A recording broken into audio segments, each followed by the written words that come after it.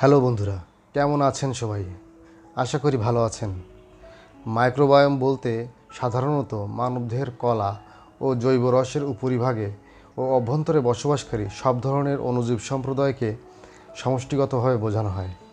এগুলি মানুষের চর্ম, স্তনগ্রন্থি, গর্ভফুল, শুক্রাশয়, জরায়ু, ডিম্বকোষথলি, ফুসফুস, লালা, মুখগহ্বর, চোখের জল, পিত্তবাহ ও পৌষ্টিক নালীতে অবস্থান করতে পারে। এরা মূলত আমাদের শরীরের জন্য অনেক উপকারী। এরা আমাদের শরীরের বিভিন্ন অংশে বসবাস করে এবং ওই অংশের নানা গুরুত্বপূর্ণ কাজে সহযোগিতা করে। আমাদের যখন অসুখ হয় তখন মূলত শরীরের বাইরে থেকে ক্ষতিকর ব্যাকটেরিয়া বা ভাইরাস শরীরের ভিতর প্রবেশ করে এবং বিভিন্ন রোগের সৃষ্টি করে। তখন আমরা ডাক্তারের শরণাপন্ন হই। ডাক্তার অ্যান্টিবায়োটিক প্রেসক্রিপশন করেন, কিন্তু এই অ্যান্টিবায়োটিকগুলো ক্ষতিকর ব্যাকটেরিয়াগুলোকে মারার পাশাপাশি ভালো ব্যাকটেরিয়াগুলোকেও মেরে ফেলে, যার ফলে আমাদের শরীরের বাস্তুতন্ত্রে ব্যাঘাত ঘটে। আজকের ভিডিওতে আমরা আলোচনা করব অ্যান্টিবায়োটিক গ্রহণের সময় কোন খাবার খাওয়া উচিত নয়। তো চলুন বন্ধুরা, আলোচনাটি শুরু করা যাক। এমন কিছু খাবার আছে যা অ্যান্টিবায়োটিক নেওয়ার সময় আপনার এড়িয়ে চলা উচিত, কারণ সেগুলো অ্যান্টিবায়োটিক শোষণে বাধা দেয় অথবা এই মিশ্রণটি আপনাকে অসুস্থ করে দিতে পারে। বেশিরভাগ ক্ষেত্রে এই খাবারগুলি অ্যান্টিবায়োটিকগুলিকে কম কার্যকর করে তোলে। জাম্বুরা এবং আঙুর, এই টক সাইট্রাস ফল এবং রস উভয়ই এড়িয়ে চলা উচিত। এতে এমন যৌগ রয়েছে যা শরীরকে সঠিকভাবে আপনার অ্যান্টিবায়োটিক শোষণ থেকে বিরত রাখতে পারে।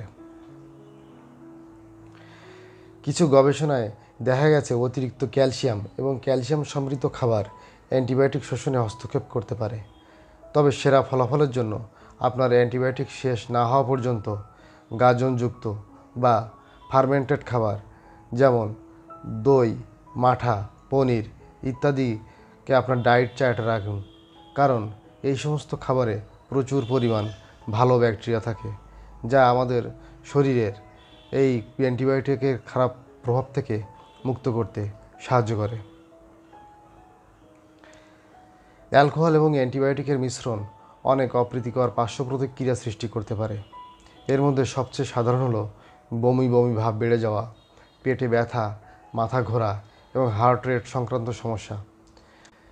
আপনার চিকিৎসার সময়কাল এবং চিকিৎসা শেষ হওয়ার পরে 48 থেকে 72 ঘন্টা পর্যন্ত অ্যালকোহল এড়িয়ে চলা উচিত।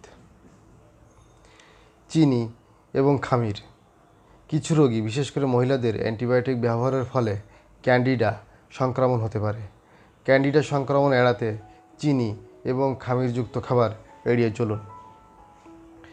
ডাক্তার এবং গবেষকরা এখন প্রতি বছর অ্যান্টিবায়োটিক প্রতিরোধের ঝুঁকি কমাতে কঠোর পরিশ্রম করছেন। আমরা এখন জানি যে অ্যান্টিবায়োটিকগুলি কেবল তখনই ব্যবহার করা উচিত যখন একে একেবারেই প্রয়োজন। নিশ্চিত থাকুন আপনার ডাক্তার সেগুলি তখনই লিখবেন যদি না তার সত্যিই অনুভব করেন যে আপনার অ্যান্টিবায়োটিকের প্রয়োজন।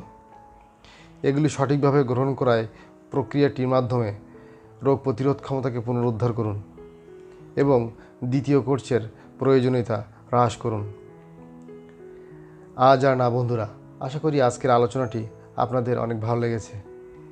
বিজ্ঞান নিয়ে এরকম আরও মজার মজার আলোচনা শুনতে পরবর্তী ভিডিওগুলোর উপর নজর রাখুন। আলোচনার কোনো অংশ নিয়ে আপনার কোনো মতামত বা প্রশ্ন থাকলে কমেন্টের মাধ্যমে জানালে খুশি হব। ধন্যবাদ সময় দিয়ে আলোচনাটি শোনার জন্য।